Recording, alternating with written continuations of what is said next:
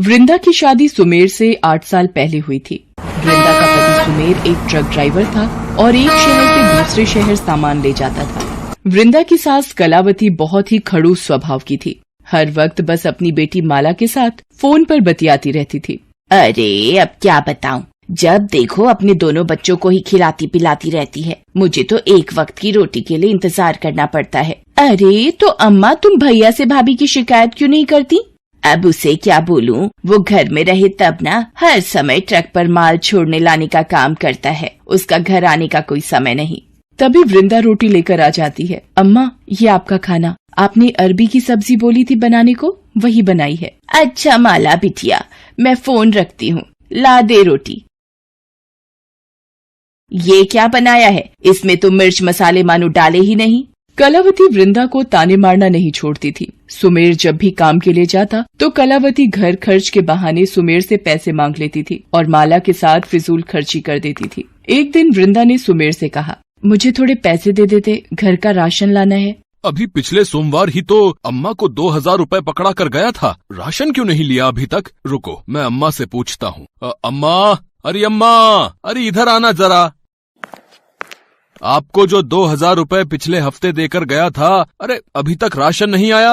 अरे बहू, क्यों झूठ बोल रही हो? मैंने तुम्हें पकड़ाए थे 1500 रुपए, जब तुम पूजा और ऋषि को रोटी दे रही थी। अम्मा, आपने रुपए नहीं दिए थे। बहू, मुझे झूठ बोलकर क्या मिलेगा? दोनों एक दूसरे पर दोष निकालती रहो। एक तो सारा दिन मेहनत करके ट्रकों को ढोता हूँ, थोड़े बहुत ही पैसे कमा पाता हूँ, वो भी तुम लोग नहीं संभाल पाती। थोड़ी देर के लिए घर आ जाऊं तो तुम्हारा खर्चे बताना शुरू हो जाता है। वृंदा रोने लगती है। सुमेर गुस्से में आ जाता है और बिना कुछ बोले काम पर चला जाता है। शाम के वक्त वृंदा कलावती को रोटी दे रही होती है, तभी एक घबराया हुआ व्यक्ति आता है। भाभी जी, वो सुमेर भैया के ट्रक का एक्सीडेंट हो गया है, उनको गहरी चोटें आई हैं, जल्दी चलिए। क्या अभी इस वक्त वो कहाँ है किशन भैया?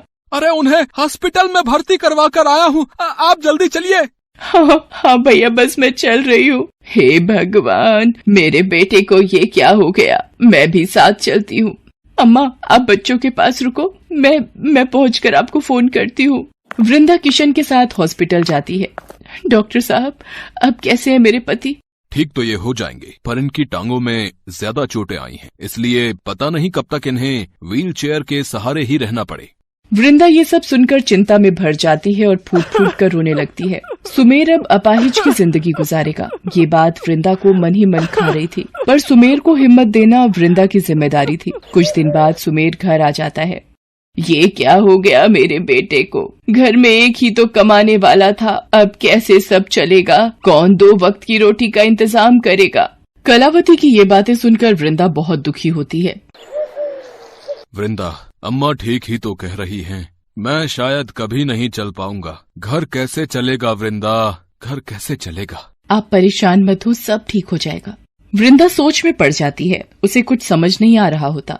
एक दिन, माँ, अब आप अच्छा खाना क्यों नहीं देती हो? वही थोड़े से उबले चावल ही दे देती हो।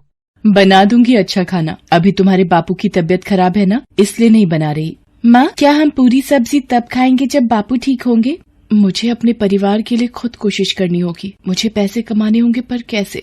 वृंदा काम ढूंढने के लिए घर से निकलती है कि शायद उसे कोई काम मिल जाए। जगह जगह पूछने पर भी उसे कोई काम नहीं मिलता। शाम को थकी हारी जब वृंदा वापस आ रही होती है, तब उसे किशन मिल जाता है।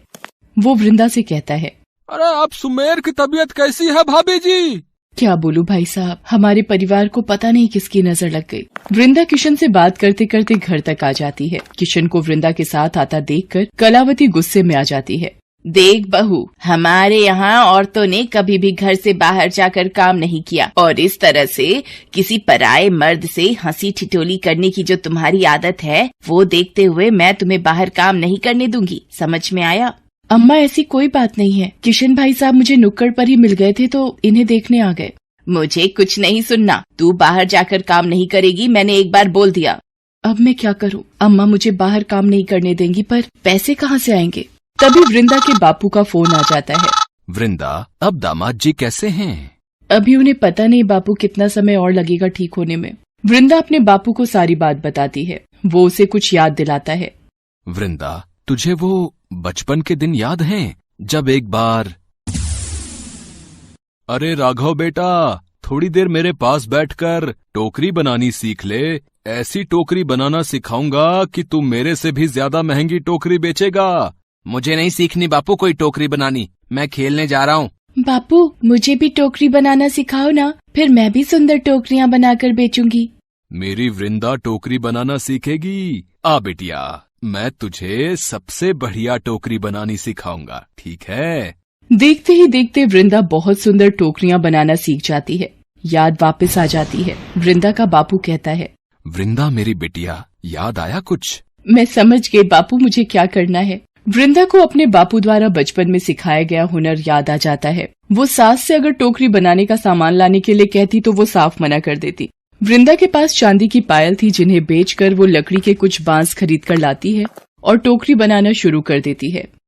वृंदा, ये तुम क्या बना रही हो? तुम्हें पता है अम्मा फिर तुम्हें बोलेंगी। मैं कुछ टोकरियां बनाने की कोशिश कर रही हूँ, शायद बिक जाए और कुछ पैसे आ जाए।